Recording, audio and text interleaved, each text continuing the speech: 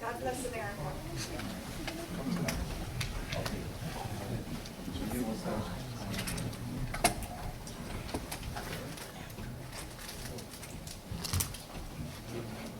Hey, welcome, everybody. Thanks for coming out tonight. Happy fall. I guess we're here already. Okay, roll call tonight.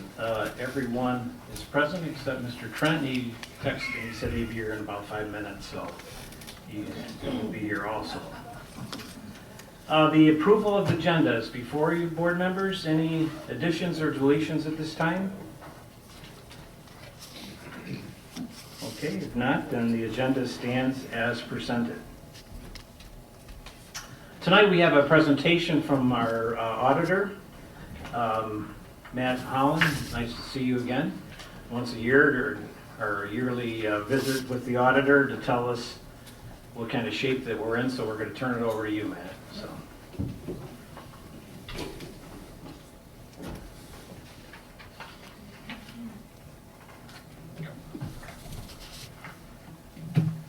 First off, I'd like to thank you for giving me the time to go over the audit. I'll try to make it quick to not bore everyone.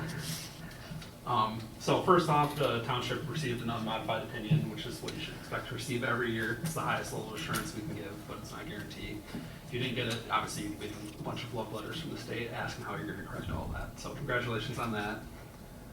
Besides that, we didn't have any noted budget overages or deficit fund balances this year, so that's also nice to be able to report. No additional corrective action plans that would be needed from going to the state. And then lastly, there was a new GASB we did have to implement this year for leases, so I'll talk about that in a high level in a teeny bit here. So first off, if you have a report in front of you, page 8 has a comparative statement of net position.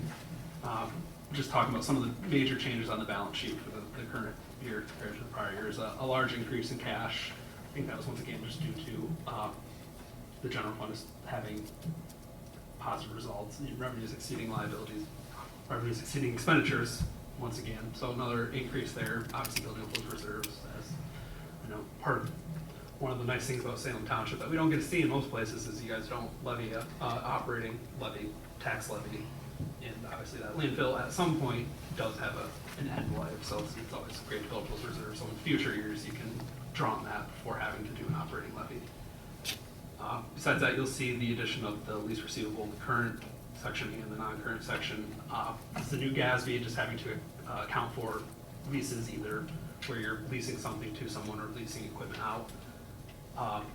The township's case, I believe it's a water tower that an attendant space lease that you have goes on for quite a few years. So that's the reason why you have a large increase there of that $1.2 million in the non-current section, but also in the deferred inflows, you see the offset to that. So it's pretty much a net zero effect to the net position, but one of those new GASBs that you have to follow. So besides that, you'll see the unearned revenue also increased in the governmental activities this year just due to those ARPA funds, the other half of that coming in and not having been expended yet. So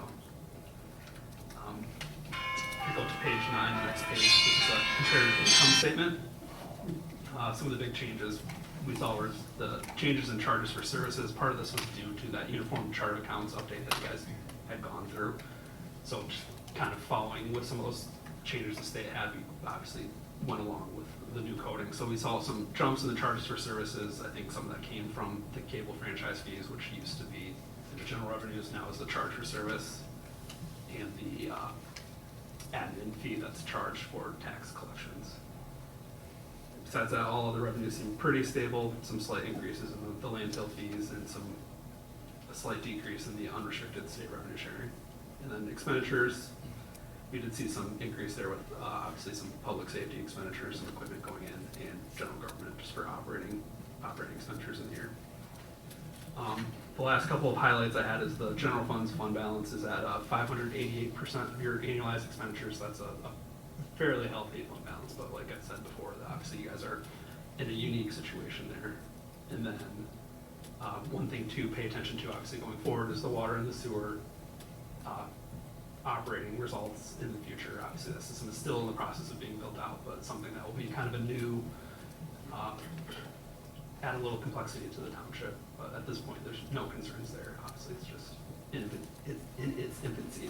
Besides that, we had no findings on the report on internal controls, so no glaring issues with your controls in place. And, Beautiful. Yeah. Well, it sounds like we're doing pretty good. Yep, yeah, it's a nice easy report. Nobody's stealing, you didn't find anybody stealing. No.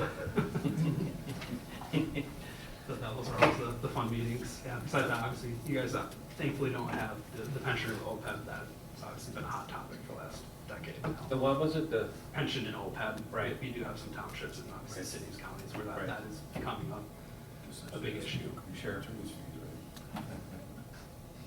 I see the attorney is talking about fees, is that what he's saying? He wants higher fees, is that what he's saying? Yeah, yeah, we don't want to show our balance sheet, right? Everybody wants a raise. But, oh, good, thanks, Matt, we appreciate you folks. And Lori does a great job, she's our deputy clerk in the back there, and just to make sure everything runs right and there's accounting and everybody's held accountable for anything that happens here at the township, so we thank you. Okay, so we have that, it's down for public comment, so, yes, Kate. Thanks, Gary. Stand here so I can kind of address everybody. I'm Dee Davy. I'm a precinct delegate in Salem Township 3. And I just want to welcome anybody who's interested. Myself and a few of my precinct delegate colleagues get together once a month, and we just talk about what's going on in our neighborhood and in Michigan and the world. Because there's a lot going on, and we don't hear a lot through the mainstream media, but we do hear a lot through our own neighbors. So our next meeting is September 28th, and we are kindly being hosted by Three Cedars. So come join us, 7 o'clock. I will leave some brochures at the back on the coffee table. So give some thought. We've covered topics like tent cities right on our doorstep in Ypsilanti. We've talked about our schools and what's going on in our schools and what we need to be aware of, a whole range of topics. So please come join us, join in the conversation, and bring your ideas with you. May I make a second announcement? Yes. Thank you. So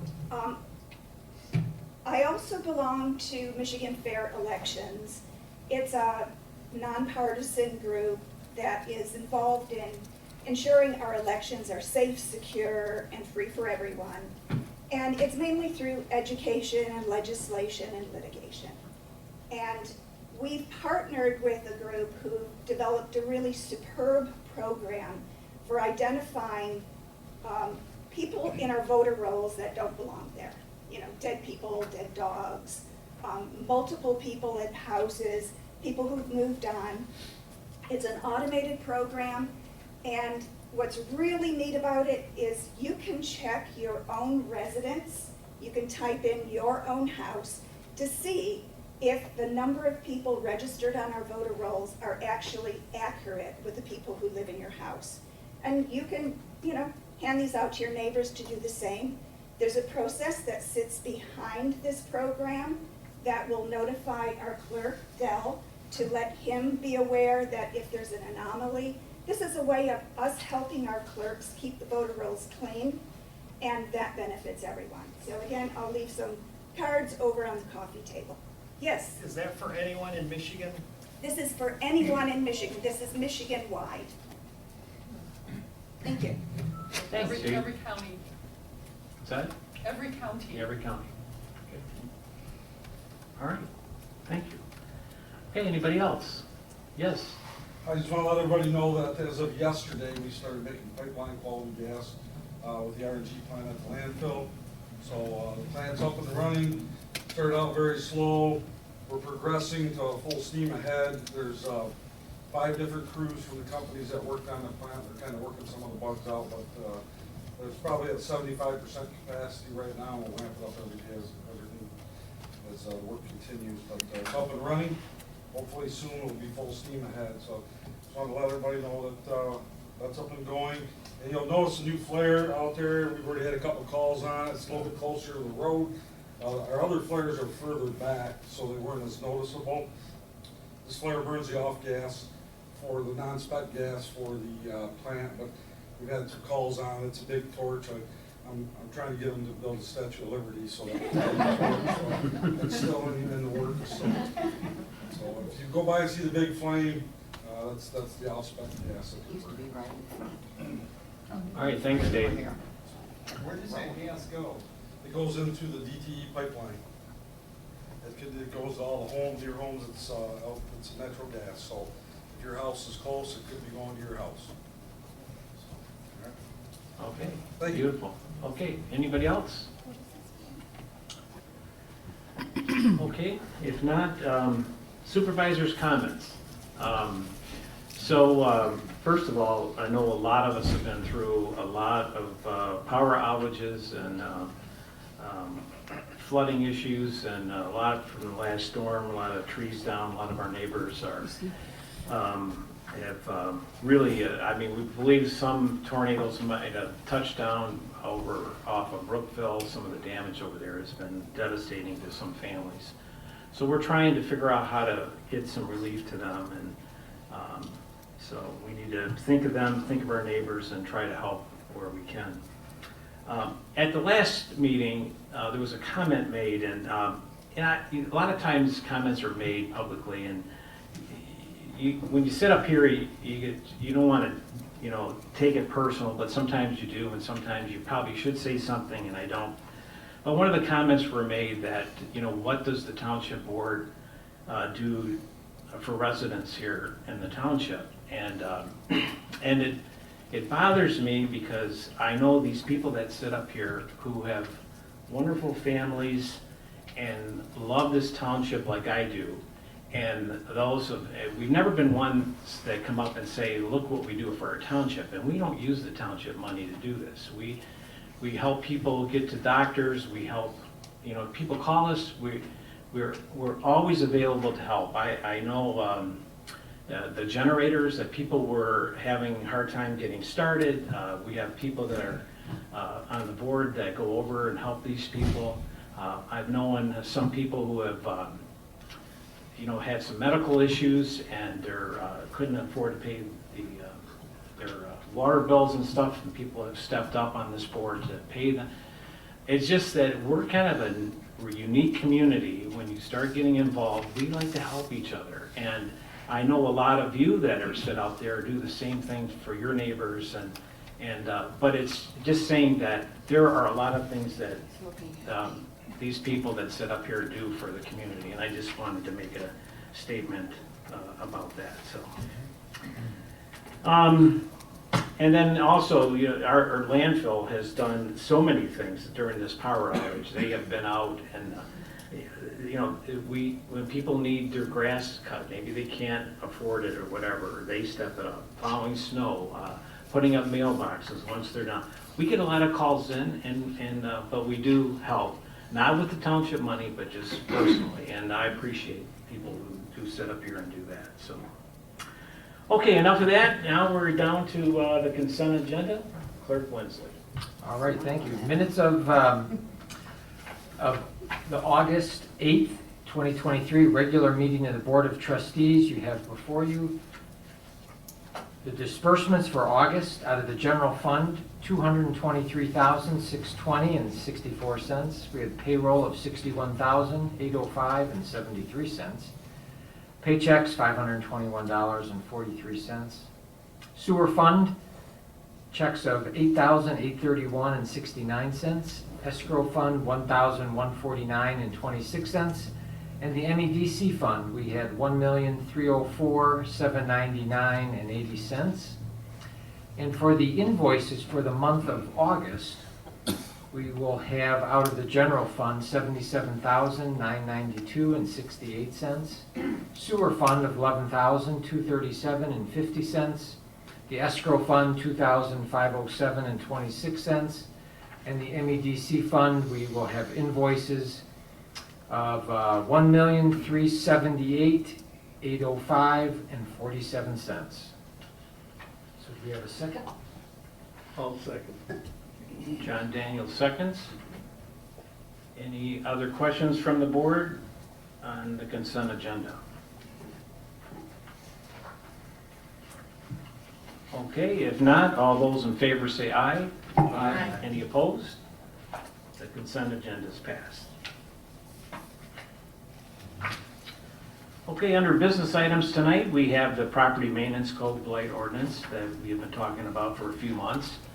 I'm going to make the motion to approve the Salem Township Property Maintenance Code, commonly known as the blight ordinance.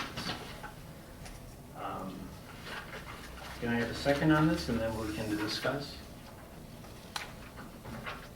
I'll second. Okay, go ahead, Bruce. All right, Mr. Reeves? Okay, the last few months, we've been talking about some of the issues that the township has had concerning blight issues and some calls that have come into the township. And we just need the tools to help when some of these issues do happen. I sometimes got to be careful to do this, but I am more than welcome for you folks to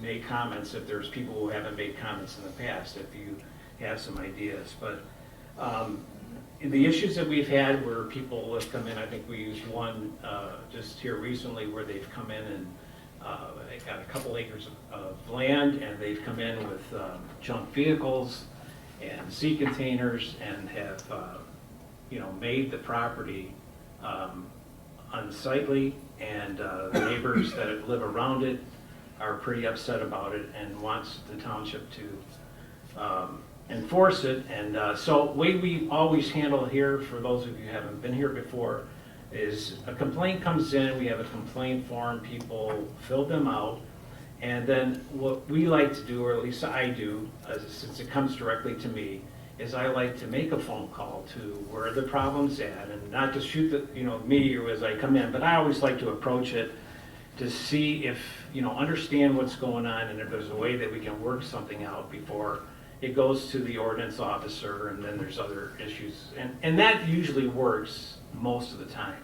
But you do find some people who grandstand, and we need a tool that can be able to uphold in the courts, which is this International Property Maintenance Code. And so we've talked about a lot of different issues, if you have a copy of it. One is just mainly junk vehicles on property. We did talk, I don't see it in here, Mr. Plato, but as far as limit of number of vehicles, junk vehicles on the property. I know we talked about the screening, which would be ideal, that they not be in front of a home or on the sides, or if they're on the sides, that they are screened in some way where people do not have to see them. I know we talked about limited to, somebody said 3, and but anyway, I don't know if we can insert that, but I think there needs to be. Can I address that? Yes. Because when I Put your mic. Is your mic on? Oh, it is. All right. There we go.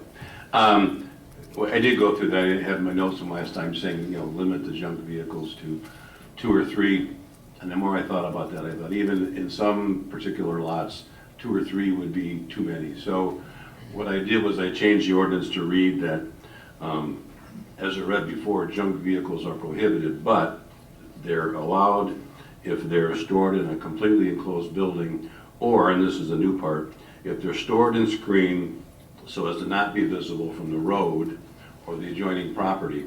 Then people can really have as many junk vehicles as they want. As long as they're not visible from the road or the adjoining property, then nobody should complain.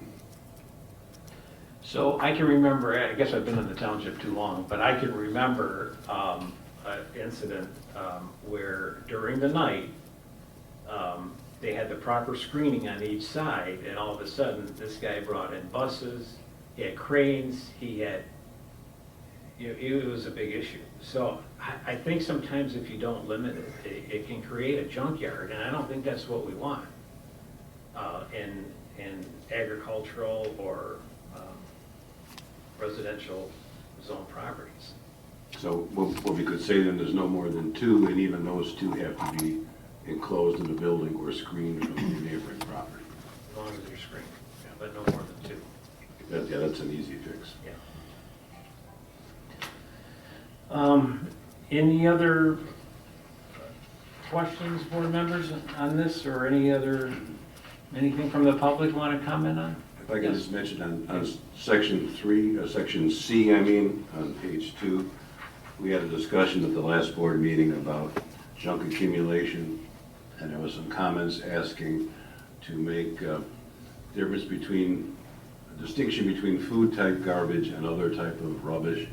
So I have broken that down now between junk, trash, or rubbish and protrusible waste, which is that type of waste that will rot and stink after a period of time. So the non-protrusible waste cannot be stored for more than 30 days. If it's the type that will stink after a while, if it's organic and degradable, it cannot be stored more than 10 days, and it can't be allowed to have any offensive odor emanating from it. So that's been broken down now into 2 separate types. Okay, very good. And all the other sections, I think nobody had any issue with last time, so. All right, there was a question? How you doing, Brad? Great, thank you, Gary. What's the definition of a junk vehicle? That is, Yeah, read it to him. should I read it? Yep. It includes any motor vehicle which is not licensed for use upon the highway of the state of Michigan for more than 60 days. So it's unlicensed for more than 60 days. It also includes, whether licensed or not, any vehicle which is inoperative for more than 60 consecutive days. Thank you. Okay. Yeah, it sounds like, how do you know if it's been inoperative for more than 60 days? Well, I guess that would be up to, if somebody complains about it, it would be up to a code enforcement officer going out and asking the person if they can operate the vehicle. And if it's operative, then we can't prove it's not operative. Gotcha, thank you.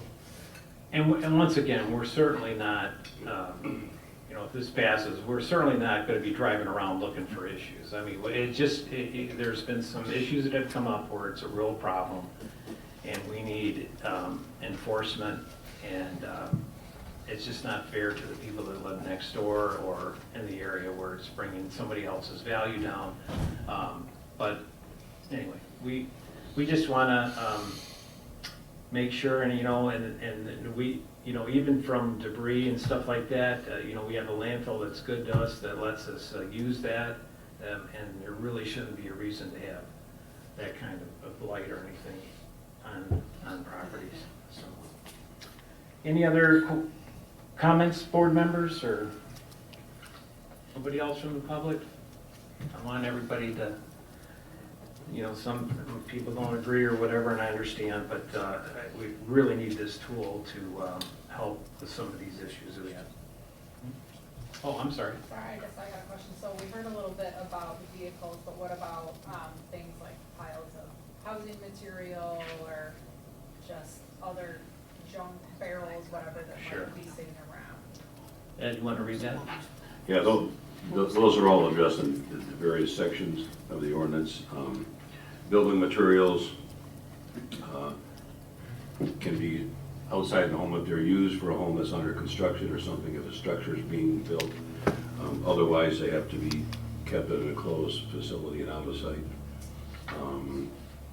But they can be screened, though, on the sides. They can be if it's- screened, If yeah. it's something that's going to be, Yeah, it says except, building materials can't be stored except in a completely enclosed building or behind screening so as not to be visible from the road or the neighboring property.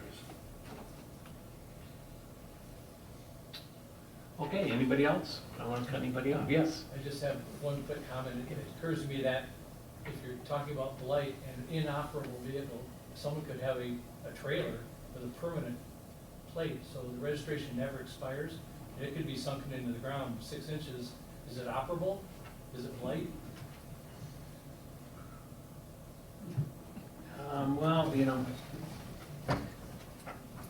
I guess the issues that we've had have been just mainly vehicles or whatever. I mean, if it gets to a trailer, I mean, again, as I say, most of these are issues when it's just pretty obvious that there's a problem there, and and the people who are complaining are people that, you know, keep up their place and they want something done about it. But in most cases, people listen, they understand. Some people don't even realize it, you know, and after you have a conversation with them, but certainly we are not running around with you know, a little tag on that we're enforcement coming down.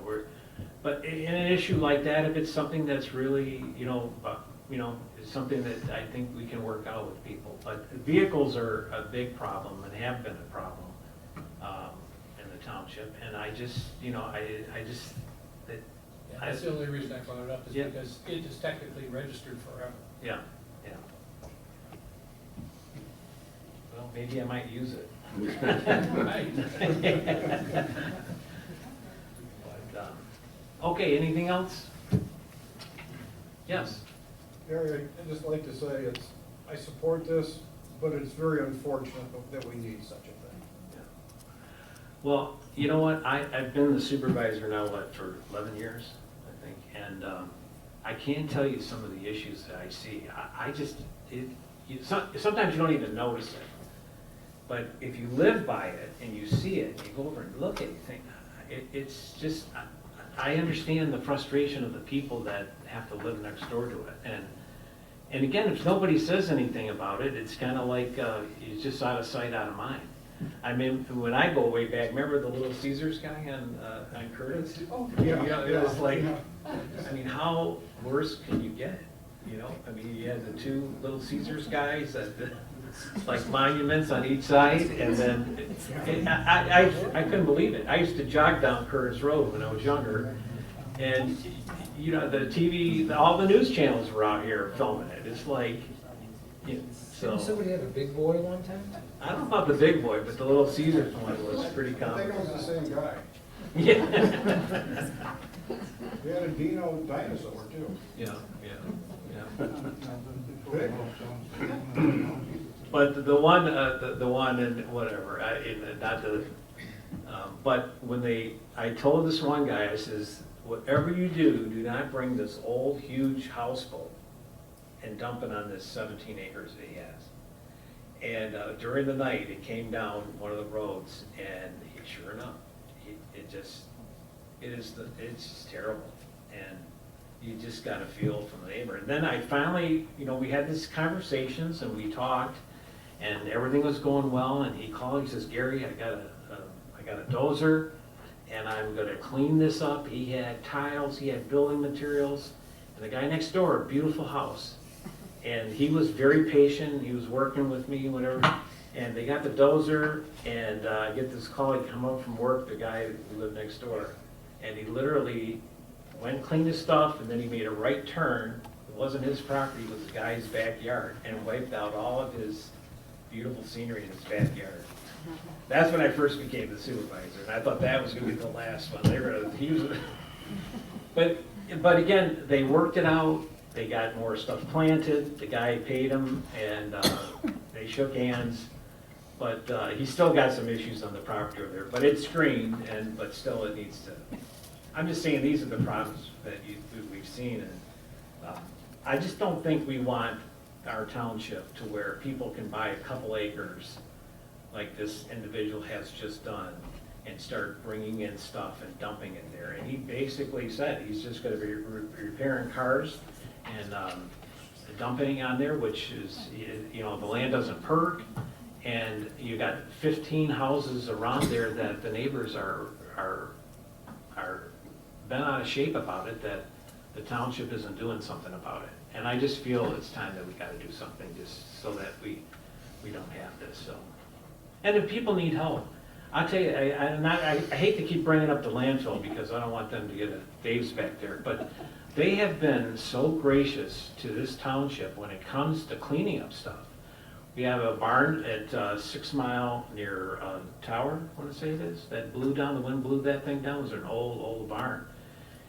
And the guy came in, it's gonna cost him a lot, but the landfill's going to let them clean that thing up and bring it down there and no fee to him, and which would be a huge fee for him. And he doesn't even live here, he owns the property, but I don't think we wanna look at that, we wanna get it cleaned up. And so we have avenues of people helping, and I really appreciate the landfill doing that, so. Okay, so if there's no other comments, we have a second. I think we need to do a roll call vote on this. All right. All right, the roll call, starting with Daniel, Yep. DeLuca, Yes. McLaughlin, Yes. Reeves, Yes. Trent, Yes. Wensley, yes, and Whitaker. Yes. Thank you very much, and it's really going to help my job of trying to get some of this cleaned up, so. Thank you, board members, and also to our public, so, understanding. Okay, next, we're down to the Salem Township asphalt paving quote at the Mueller House. Mr. Reeves. By the way, I don't know if if you know where the Mueller House is, which is right next to the park out back here.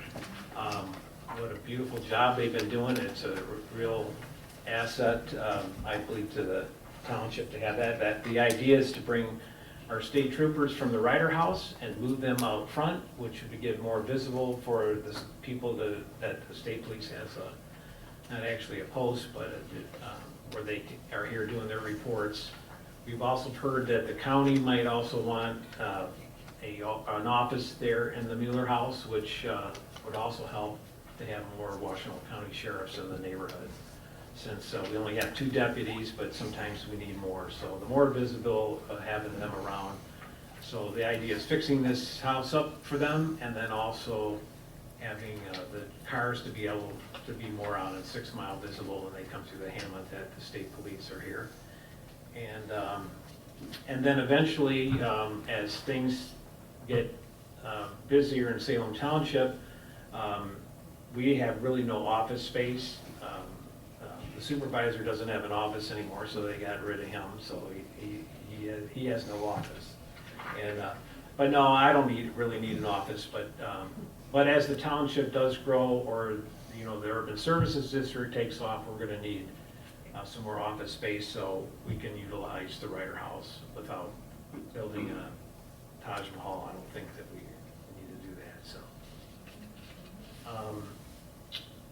So I'm sorry, I didn't mean to take up, but appreciate that. if you get a chance to look at that Mueller House, it's coming together beautiful.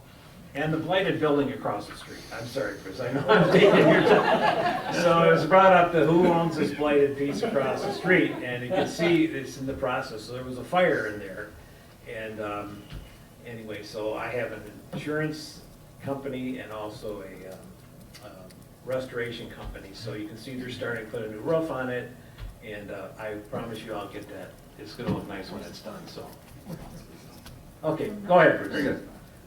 I move that Salem Township approve the bid from Centuro Construction in the amount of $64,680 for the paving project at the Mueller House. And that project will include removal of the topsoil, bringing in crushed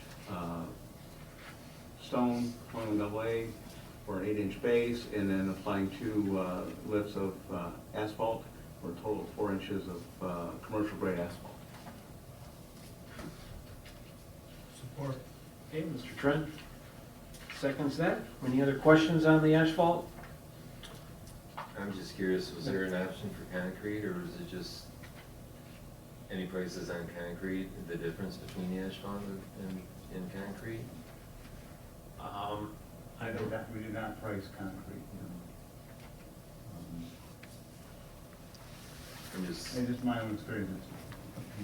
Better experience that way. No, yeah, I was just curious if it was a thought. I know obviously there's no quotes for concrete, I was just comparable with the price. I noticed all three bids are pretty consistent in the 64, 65,000 range. I did a little bit of quick math with concrete and 8-inch of concrete, dollar amount. If it could have been checked to see if there was maybe a little bit cheaper way to go about it. We can certainly, We could ask, ask the is he here this construction to give an evening? alternate for concrete. I think it would probably be another $5 a square foot, maybe? Extra for the concrete? Yeah. Just off the top of my head, remembering what we quoted. No, it's just questioning it, whether it was ever mentioned. I think we're going from, 6 Mile, goes all the way back to the back of the house, right? Is that where the asphalt's all Yes. being done? Yes. I mean, from the picture, I guess, I It mean, is a little bit of wide enough driveway to allow for some parallel parking in the front for a couple of cars, and then back for most of the parking behind, and then connecting up to the property behind. Okay. I do know, in my experience, concrete is, it's gotten a lot closer. Years ago, it was quite a bit of difference. Now Sure. concrete has gotten closer in price to. Share the with asphalt. oil and, yeah, Yeah. no, I understand. But I think some of the comments before, earlier were, well, trying to keep it somewhere on the rural side and whatever, that asphalt feels a little more rural than the. Sure. than No, I the- understand. than the concrete. So that original bid from Allied pretty much shows the layout of the asphalt to be placed, is that consistent with what they're gonna do? Yes, we actually met with all three of them at the same time. Okay. Walked it and everybody painted it out. We painted it out with them and walked it through with them. Gotcha. Okay. Sounds good. Okay, anybody else have any comments?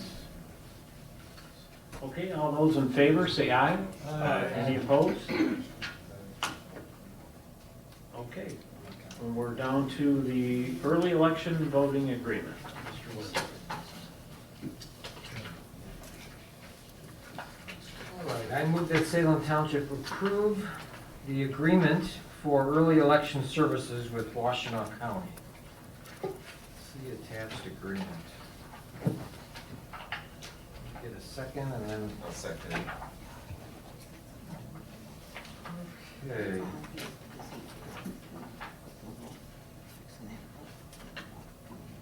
So at this point in our political process, we have a proposal back several years ago that created 9 days of early voting for the voters of Michigan. And with our current legislation and governor, being that they're all of the same political party, they were able to create rules and logistics that made early election possible, and whether you agree with it or not, it's basically here to stay in Michigan. So there is an agreement now with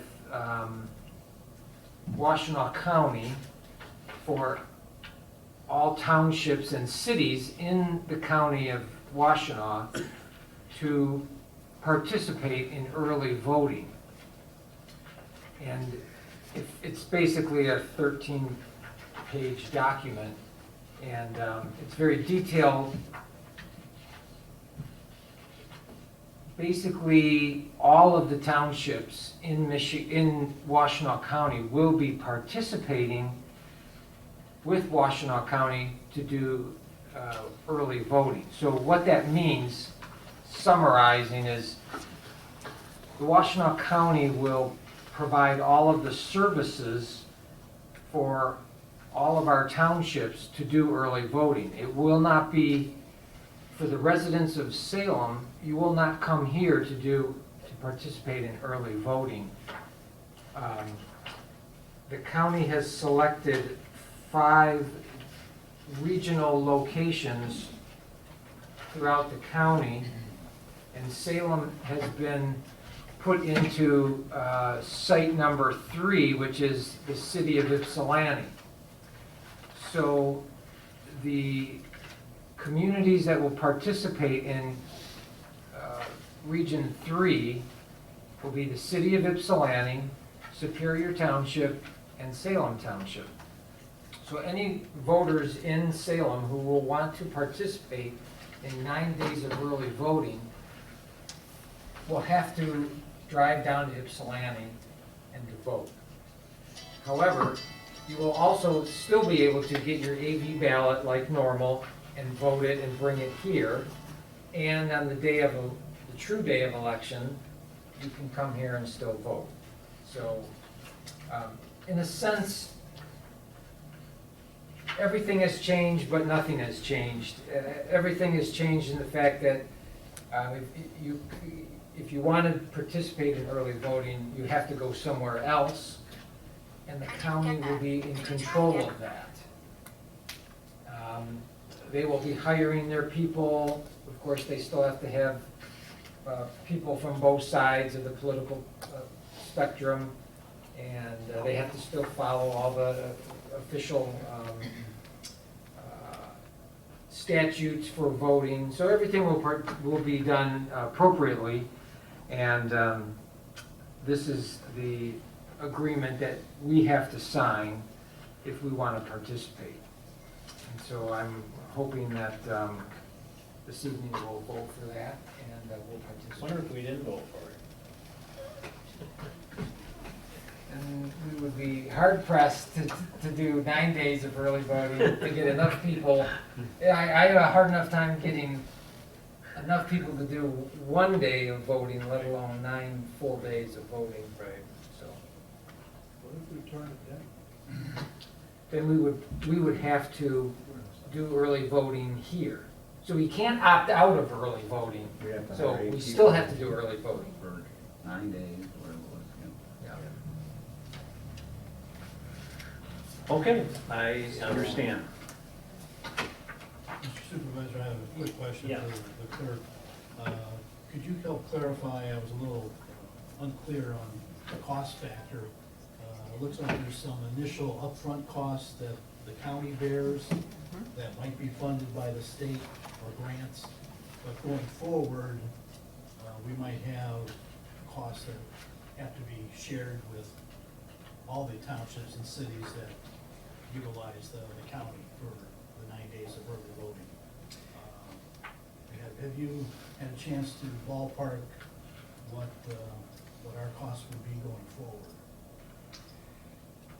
According to what we've heard, is that now the state will be providing grants to all the counties to purchase brand-new tabulators for all of the regional sites for early voting.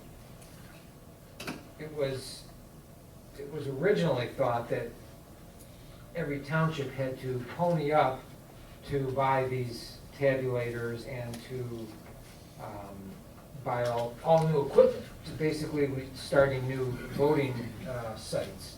But the state will be providing that initially. So that's number one. The second part, though, is ongoing.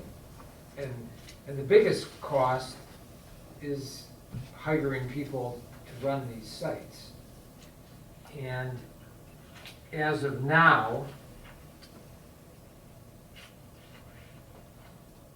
Salem Township is in the site that has Ypsi Township and Superior Township and Salem Township. Salem, we have about 5,800 voters, and both of those other cities have about 12,000 to 15,000 voters in each.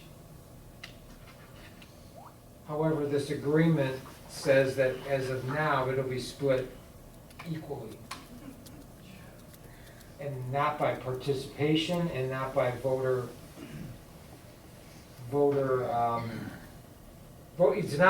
won't be by voter turnout or by ratio of voters, which I don't agree with, but at this point, at least for the next 2 years, it's going to be that way. So, It's a 2-year contract. yeah. It is indefinite, but once we sign it, it'll last 2 years, and then,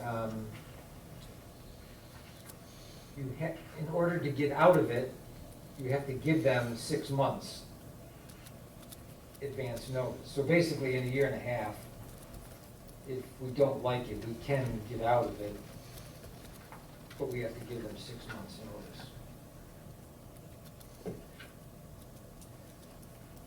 How's their reporting? Do we know yet how are they going to report to us how many early voters?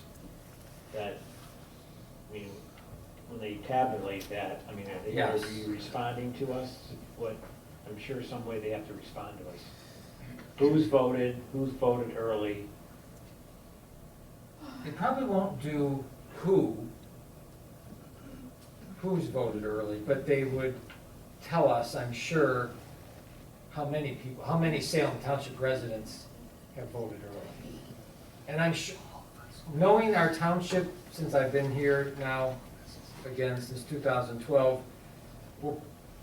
I'm gonna guess we won't have very many people voting early. But, I mean, I'm sure they would have something in place to make sure that they're not voting twice. Yeah, There's gotta be a way, so when they come in here, there's gotta be some way that they would let us know that these people have already voted. right, well, you know that in my office, there's a QVF computer system that knows who's voted and who's not. So on the day before the election, on the Monday before the election, each clerk hooks into the QVF, and it gets downloaded onto a laptop, which is in every precinct, and that will show, in a sense, who's voted and who's not voted. So if someone came in and it did early voting, and then also came again the second time, the system would know it. Yeah. All right. Any other questions? Okay, we had a second. Right. Yeah, I did. Mr. DeLuca? No other questions? Okay, all those in favor say aye. Aye. Any opposed? All right, motion's passed. Almost think it's discouraging you have to go elsewhere to early vote, Yeah. rather than being able to come here. Right. The individuals that are on the very west side, like if you live up by, say, North Territorial and then 52 by Chelsea, Yeah, I believe they have to go all the way down to Manchester, which is, oh, really, yeah. Yeah, my property's at 52 in North Territorial. yeah, so So it's a huge drive for them on the west side. Who put this plan together? All right, let's move on. So, reports, Chief Rockwell. Thank you, Mr. Supervisor. So, obviously, you already addressed the storms of August, the 24th and 25th. We got slammed. We started, I think, 3:30 in the morning. We didn't finish well early until the next day. It was, I don't know if we set a record, but we had almost nearly 100 calls last month. We're on track to beat last year's. For total calls, we're over 500 for the year.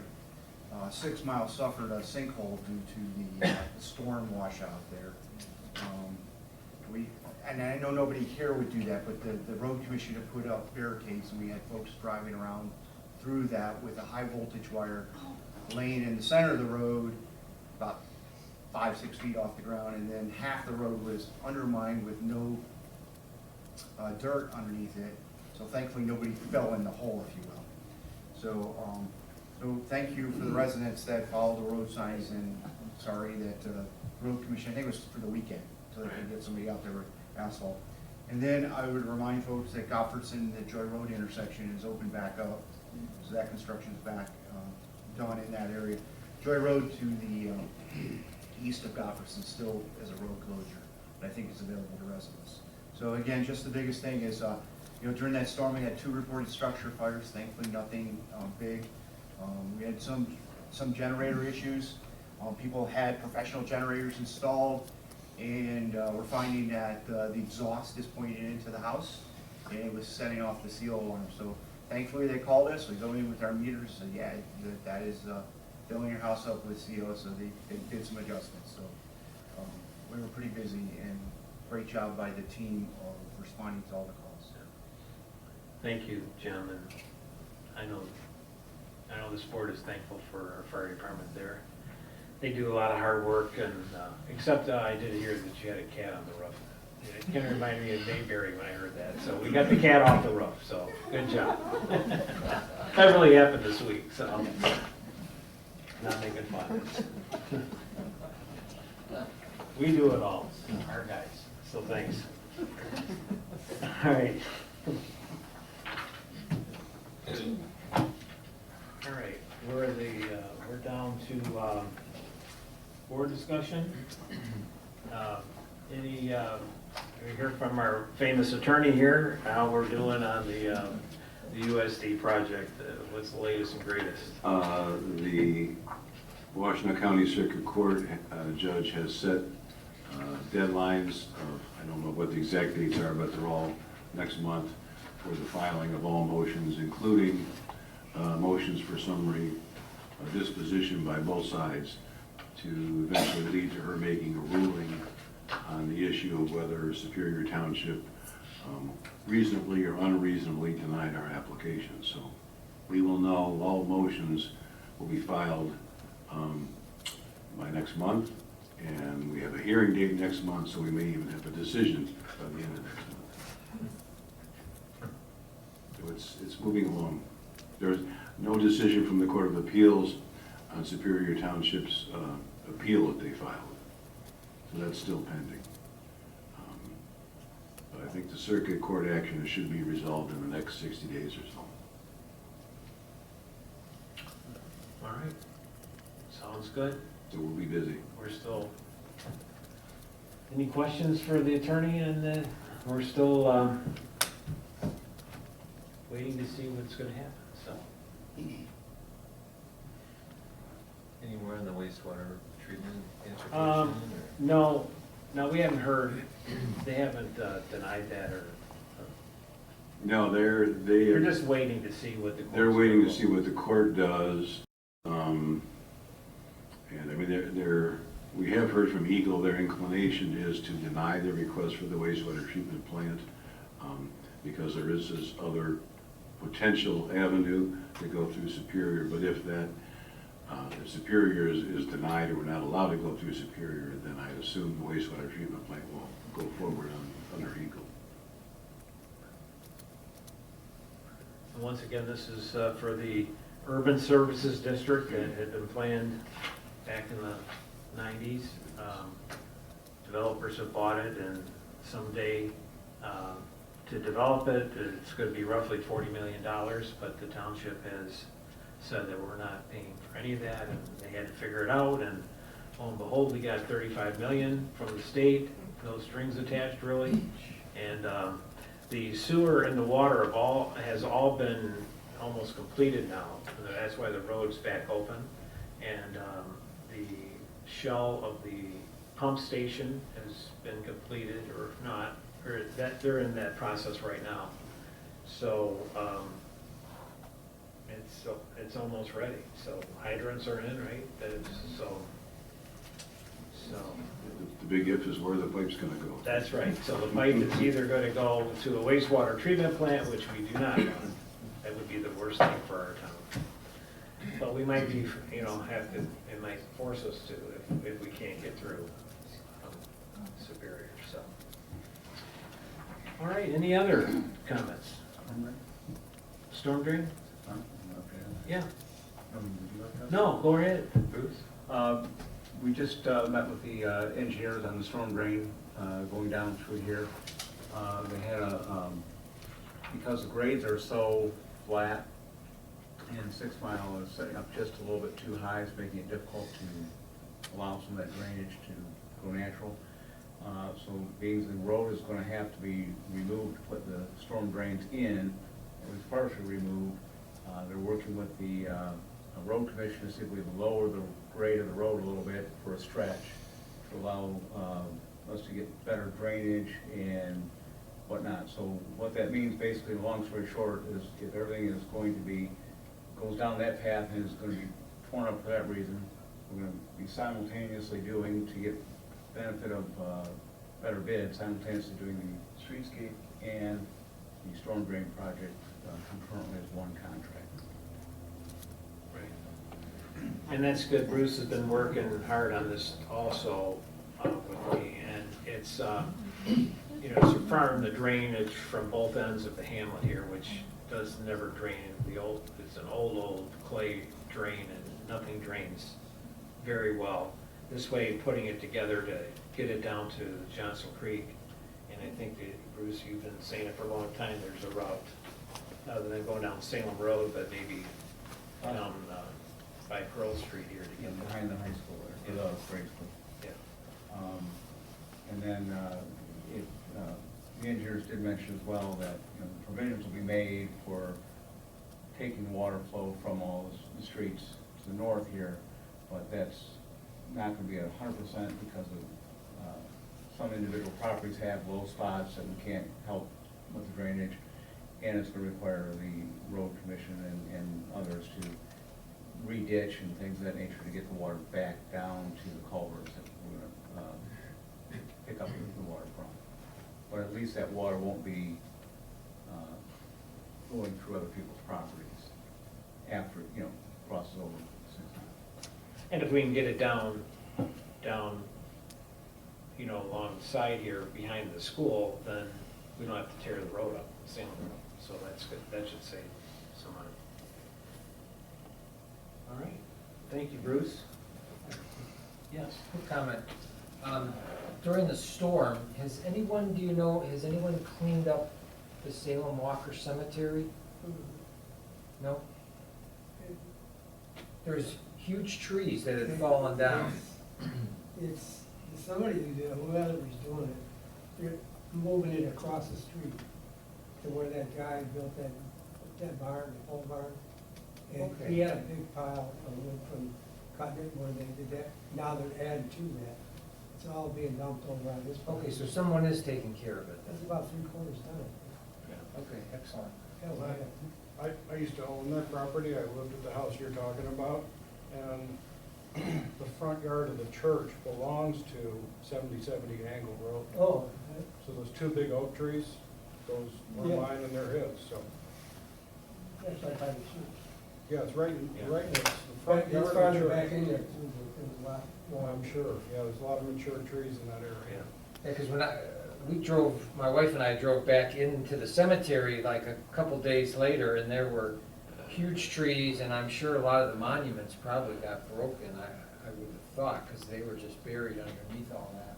And some of the others, we'll probably be talking about it here in a few months, but some of the other historic cemeteries that we contribute to,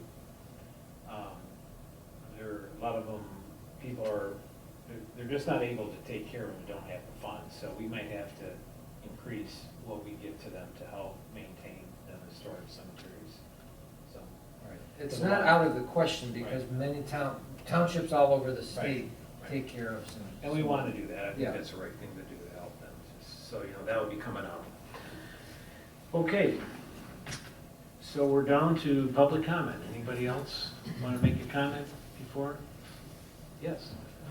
To Dell, I think I sort of understand the pressure and the issues that you're facing, but if you could help us that are interested in election integrity, if we get a copy of, what'd you say, a 13-page guidance from the state, that would help us sort of see what you're up against? It's in the board packet. Oh, it is. It's, Okay. It's online? yeah, it's right, yeah. The We'll give you- whole agreement from Washtenaw County is in our board packet. Okay. It's right online. I can give you a copy of it before you leave. That'd be That'd be great. great. Thank you. Do I have a copy in here? If not, I've got 2 copies. yeah, we got 2. If you can pull that out, make sure he gets that. Yeah, be good. Make sure you see Reggie. Reggie, I think's got an extra copy. So, All right. All right, yes, Steve. Again, this comment is directed to our clerk, Dell. From Michigan Fair Elections, we know our clerks are being put between a rock and a hard place. They've made our clerks' lives impossible. And we want to support our township and our clerks in any way that we can going forward. So, you know, Dell, I'd appreciate maybe a one-to-one conversation Yeah. sometime and, you Sounds know. great. Okay, Thank thank you. you. Thanks, Steve. Okay, anybody else? Okay, well, one special announcement. Today is someone's special birthday today. He's sitting right next to me to the right. It's his birthday. I mean, I heard, we kept it very quiet, but I wasn't in the office today, But but. every once in a while before he has a birthday. I know, but this is today. This is his birthday today. So Bruce, happy birthday. And Bruce has been a real asset to our township and his family. And I sure appreciate him as working alongside him. And he's here a lot. He has an office. And he's here a lot, so he's very helpful to this board and for keeping our treasurer, the money. The township is making a lot of money. I can't take credit. I know, but it's just unbelievable how much. And it's the contracts that you negotiate. Well, not me, but it's just amazing how much money the township has. And it's a good thing that we don't have to tax, and we're gonna need it in the rainy day, and we don't wanna spend it foolishly, and it's just a great thing. It's a good feeling. I don't think any supervisor anywhere has not worrying about budgets, you know, just, we set a budget, and a lot of times we just don't even spend the money, and we just put it back in the coffers. Gary, speaking of Salem's great financial condition, any idea where we rank statewide? I know at one time we were like the third wealthiest township in the state. Well, I think we are the wealthiest, what I've heard. Salem Township. Yeah, I mean, what are we, 17? What do we have, I mean, there's a lot of investment, but are we 17, 16 million? And, Too loud, you're gonna have people not- well, no, again, it's the public's money, and again, the landfill has, I know there's a lot of people just are, you know, maybe not for the landfill or whatever, but still, they've been very good to the township, and we all benefit from it by our taxes and also using the landfill, and they've been great partners, especially the GFL that have come in. They've kind of turned it around down there big time. I don't know if you noticed, but they put a lot of investment in it, and I know the people in Northville are not the happiest because they chose to be by something that's been there for 60 years, and not to belittle them because they're our neighbors and we want to be good neighbors, but this company has done really a great job in making that thing so it's not such a problem. And I used to get 40-some emails a night of complaints of odors and everything, and I just don't get them anymore. And so it's a great thing. It's not that you want to live by something like that so close, but they chose to build houses that close, and you know. But they've been great partners, and I know some people that are here tonight that live around there. They can't say enough things nice about that landfill, and especially Dave there in the back, and we appreciate it. All right, folks, well, thanks for being here tonight, and help yourself to refreshments and hang out and chat if you like, but we're dismissed.